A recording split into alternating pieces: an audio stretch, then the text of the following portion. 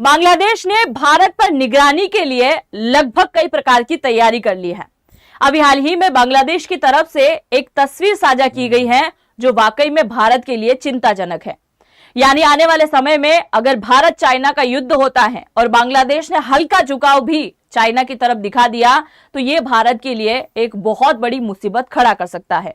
बांग्लादेश ये भी दिखाने की कोशिश कर रहा है कि आज के समय में ना हम चाइना के ऊपर डिपेंड हैं और ना ही हम भारत के ऊपर डिपेंड हैं, बल्कि हम दुनिया के कई सारे देशों के साथ में व्यापार कर सकते हैं। और बांग्लादेश भी अब डिफेंस के मामले में बड़ा तेजी से आगे बढ़ता हुआ दिखाई दे रहा है। आज के इस वीडियो में हम जिस खतरे के बारे में चर्चा करने वाले हैं वो खतरा सबसे ज्यादा भारत के पूर्वोत्तर क्षेत्र में पहुंचने वाला है अगर ये पूरी तरीके से एक्टिव होकर चलता है और बांग्लादेश इसके ऊपर निगरानी रखने का काम करता है। तो सबसे पहले आप जरा यहां पर देखिए, अभी 20 अप्रैल को एक खबर निकल के आती है। खबर इस प्रकार की, मतलब बीती रात को यह खबर निकल के आई, भारत से खतरा है। किसने बोला? तो ये बोला गया है ढाका के एक मीडिया की तरफ से। क्या कहा गया है कि हमें भारत से खतरा है और इसके लिए हमें जरूरी है कि हम आज से ही इसकी तैयारी में लग जाएं। तैयारी के लिए कौन लग चुका है? तो ये छुटकू सा देश जो आपको दिखाई दे रहा है, बांग्लादेश। यानी ये बांग्लादेश जो कि भारत इसका दादाजी लगता है, जिसकी तैयारी में यह लग चुका है। अब तैयारी के लिए इसने सबसे पहले क्या किया है, इसी बांग्लादेश के अंदर एक इलाका पड़ता है जिसका नाम आप सभी ने सुना होगा, ढाका। और यहीं बैठकर भारत के खिलाफ कई सारे षड्यंत्र भी रचे जाते हैं। इसी ढाका के अंदर एक एयरपोर्ट आता है जिसका नाम है हजरत शाह जलाल इंटरनेशनल एयरपोर्ट, यानी कि अंतर्राष्ट्रीय हवाई अड्डा है। और इसी अंतर्राष्ट्रीय हवाई अड्डा के ऊपर एक नए प्रकार का सिस्टम ये तैनात करने जा रहा है। कौन तैनात करने जा रहा है? तो बांग्लादेश। अब कौन सा सिस्टम है, इसको जानने से पहले आप जरा इन भाई साहब के बारे में जानते हैं।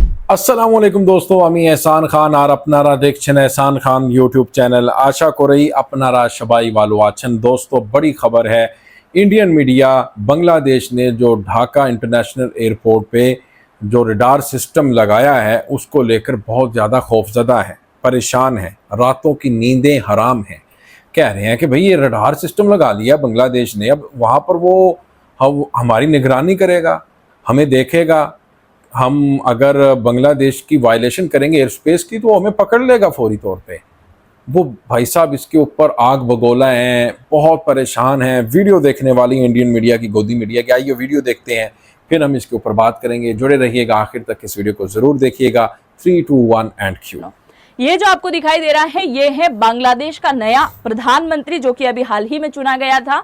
और इसका नाम भी आप बहुत अच्छे से जानते हैं, तारिक रहमान इसका नाम है, जो कि इसके पिताजी राष्ट्रपति रह चुके हैं, माताजी प्रधानमंत्री रह चुकी हैं। और भाई साहब की किस्मत तो देखो, लंदन से पधारने के बाद ही यहाँ पर आकर कुछ ही महीनों के अंदर बन जाता है प्रधानमंत्री।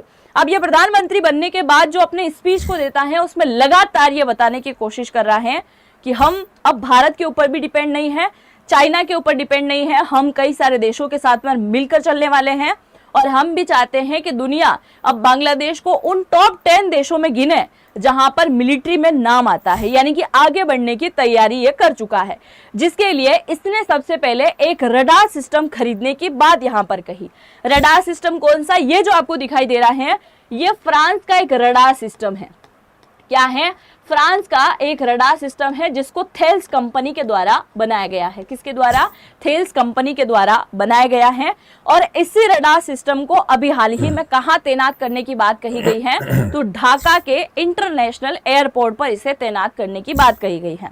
अब बांग्लादेश इसको क्यों तैनात कर रहा है? तो सबसे पहले उसने कहा है कि हवाई यात्रा जो होती है वो बहुत ज्यादा व्यस्त हो रही है और हमें निगरानी करना है किस प्रकार से कौन कौन सी चीजें हमारे हवाई जोन वाले क्षेत्र में होकर निकल रही हैं। इसके लिए हम इसे एक्टिव कर रहे हैं। अब ये केवल उसके लिए तो एक्टिव नहीं हो सकता, क्योंकि इन भाई साहब की रेंज की अगर हम बात करें तो 650 किलोमीटर रेंज है इसकी। ये 650 किलोमीटर की रेंज, मतलब भारत और बांग्लादेश की जो बॉर्डर लगती है वो ही टोटल 4000 किलोमीटर की है। और भारत बांग्लादेश तो क्या है, इधर कूदो तो बांग्लादेश और इधर कूदो तो भारत आ जाता है। यानी आप देख सकते हैं कि 650 किलोमीटर का ऐसा इलाका जो कि भारत के अंदर ये बहुत आसानी से निगरानी कर सकता है। अच्छा, इसने खरीदा कितने में? तो 942 करोड़ में खरीद लिया है। 2019 के अंदर डील हुई थी और अभी हाल ही में इसकी डिलीवरी हो चुकी है। अब जरा देखिए, अगर इसी ढाका के अंदर यहां पर ये रडार सिस्टम को तैनात कर देता है, कहां से लाया, फ्रांस से लेकर आया। तो आप जरा सोचो, जिस रडार सिस्टम की 650 किलोमीटर की रेंज है, ये केवल निगरानी करता है, देखो हमला नहीं करता है, रडार है, केवल निगरानी करता है कि कौन सा ड्रोन उड़ रहा है, कौन सा फाइटर जेट उड़ रहा है, कौन सी मिसाइल उड़ के गई है, मतलब हवा में उड़ने वाले जो भी हथियार होते हैं उन सबको ये कवर कर करके किसको जानकारी देगा, बांग्लादेश की सरकार को ये जानकारी देने वाला है। तो आप जरा देखो कि ये वाला जो हमारा इलाका है, सबसे पहले हम बात कर लेते हैं चिकन्ने की। 22 किलोमीटर का ऐसा इलाका, ये वाला इलाका ही तो हमें भारत के पूर्वोत्तर क्षेत्र से जोड़ता है ना। और इसे लेकर चाइना और बांग्लादेश मिलकर कई बार साजिश कर चुके हैं कि आने वाले टाइम में हम इस चिकन्ने को काट देंगे, और बांग्लादेश के बड़े बड़े लीडर ने खुलेआम भी बोला है कि आज नहीं तो कल हम भारत की चिकन्ने को काट के रहेंगे। मतलब ये 22 किलोमीटर के एरिया पर क्या हलचल होती है, अगर ये इसे काटने की तैयारी करता है तो हमारा पूर्वोत्तर क्षेत्र हमसे छीन जाएगा। हालांकि ऐसा कभी हो ही नहीं पाएगा, क्योंकि हम होने ही नहीं देंगे, इनकी बैंड बजाने में टाइम नहीं लगाएंगे। अब आप जरा देखो कि अगर इस वाले इलाके में हमारी वायुसेना की कोई भी एक्टिविटी होती है, अब आप सभी को पता होगा कि ये अरुणाचल प्रदेश का इलाका जहां हमारा एयर डिफेंस सिस्टम तैनात है S-400, इसी वाले इलाके के अंदर हमारा ब्रह्मोस भी है, कम से कम 100+ ब्रह्मोस हमने रखी हुई है। तो ये इस चीज की भी अच्छे से निगरानी करेगा कि अगर किसी भी मिसाइल का परीक्षण हो रहा है या फिर हमारे डिफेंस सिस्टम कैसे क्या वर्क कर रहे हैं, पूरा पता चलेगा। अगर वायुसेना की कोई एक्टिविटी होती है, अगर कोई प्रैक्टिस भी चल रही है किसी बात की, तो भी पूरी जानकारी किसको मिलेगी, बांग्लादेश को यहाँ पर मिलने वाली है। इसके अलावा अगर बंगाल की खाड़ी में हमारी कोई पनडुब्बी घूम रही है ना, मान लो अगर यहाँ पे कोई फाइटर जेट उड़ के गया, कोई वॉरशिप आ गया जिसके ऊपर कोई किसी प्रकार की चीजें तैनात करके लेके जा रहे हैं, तो रडार में वो सारी चीजें आने वाली हैं, जहां मिसाइलें हैं, जहां पर फाइटर जेट है, हर एक चीज को ये क्या करेगा, दिखाने वाला है। मतलब हमारे लिए तो एक बहुत बड़ा खतरा है कहीं ना कहीं, और उसी खतरे को लेके ये चाइना वालों को भी तो परमिशन दे सकता है कि भाई साहब हम आपको इंफॉर्मेशन दे देंगे, बिक सकता है पूरी तरीके से। अब वो कैसे हो सकता है, आगे मैं आपको यहाँ पर बताने वाली हूँ, पर इससे पहले आप जरा इस बात को सुनिए। मान लो कि फ्यूचर में हमने सोच लिया कि हमें अक्साई चीन वापस लेना है, क्योंकि हमारा इलाका है, हम आज नहीं तो कल वापस लेंगे, क्योंकि अक्साई चीन कोई छोटा इलाका नहीं है। आज हम एक छोटा सा भूमि का टुकड़ा भी किसी को नहीं देते हैं। अगर 4 ईंटें रख दी जाए, इतना सा चौड़ा इलाका भी हम किसी को नहीं देते हैं। अक्साई चीन तो पूरा एक देश, स्विट्जरलैंड आप मान लीजिए, स्विट्जरलैंड जितनी भूमि है अक्साई चीन की, अगर उस भूमि को लेने के लिए भारत कभी फ्यूचर में लड़ाई करता है, जहां चाइना ने 179 किलोमीटर से भी ज्यादा लंबा रोड निकाल रखा है, अगर इसे लेने के लिए हम तैयारी करते हैं, लड़ाई लड़ते हैं, तो ये यकीनन चाइना को जाकर इंफॉर्मेशन देगा, क्योंकि पैसा इसको चाहिए अपने देश को मजबूत बनाने के लिए, पैसा लेने के लिए कुछ भी करेगा।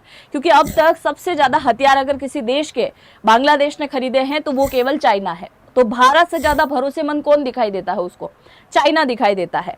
तो मान लो अगर फ्यूचर में एक साथ युद्ध होता है, तो युद्ध के समय में क्या करेगा, अगर कोई भी फाइटर जेट का, कोई भी रडार का कोई भी एक्टिविटी हुई, यानी हमारे इंटेलिजेंस को कहां पहुंचा सकता है, चाइना पहुंचाने की पूरी कोशिश ये कर सकता है कि वायुसेना किस प्रकार की एक्टिविटी कर रहा है, कौन क्या कर सकता है, पूरी खबर ये यहाँ पर पहुंचाने की बिल्कुल कोशिश करेगा। क्योंकि आप सभी जानते हैं कि चाइना कभी एक मोर्चे पर लड़ाई नहीं लड़ता है। ये आप बॉर्डर मान के चल सकते हैं, ये हमारे अरुणाचल प्रदेश का इलाका और ये हमारे वो लद्दाख वाला इलाका जहाँ पे ये ऊपरी इलाका था अक्साई चीन का। तो इन चीनी लोगों ने क्या किया था, एक अटैक यहाँ किया था, एक अटैक यहाँ किया था। जब भारत चाइना का युद्ध हुआ था ना, तो उस समय इन्होंने एक अटैक यहाँ किया था। हालांकि अरुणाचल प्रदेश के अंदर भी घुस आए थे और बाद में यहाँ से चले गए। इसी वजह से चाइना की आज भी नजर है और चाइना बोलता है कि दक्षिणी तिब्बत है। मतलब इन फ्यूचर हम अक्साई चीन लेने के लिए लड़ाई करेंगे ही करेंगे, पर चाइना भी भारत के साथ लड़ने के लिए बिल्कुल तैयार है, क्योंकि वो चाहता है कि अरुणाचल प्रदेश उसका इलाका बन जाए। तो आप जरा इस बात पर गौर कीजिए कि चाइना इसके लिए कुछ भी कर सकता है। आप सभी को मैं यहाँ पर बता दूं कि जरा गौर करो, क्या बांग्लादेश के साथ में चाइना के कहीं से कहीं तक सीमा लग रही है?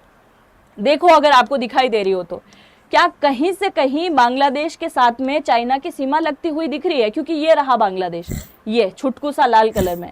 कहाँ है चाइना? ये रहा चाइना, है ना, ये रहा चाइना। इधर कौन सा इलाका आ गया है? तो इधर है हमारा म्यांमार। तो कहाँ इसकी सीमा लग रही है? नहीं लग रही है ना।